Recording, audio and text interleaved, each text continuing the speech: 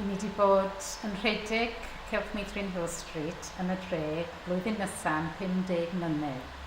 A diwedd mis hyn, dechrau mis nesau, ni'n symud i fod ar safle Ysgol Plas Coch.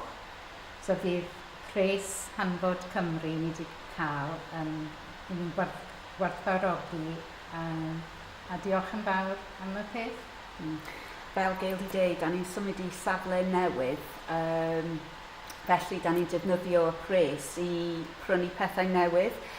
Yn y lle newydd, mae yna cyfle mawr i ni dod â dosbarth tu mewn, tu allan. Hwnnw yn pwysig iawn i ni, achos mae'n helpu y plant yn datblygu a mae'n y profiad mawr iddyn nhw. So unwaith eto, da ni eisiau dweud diolch yn fawr.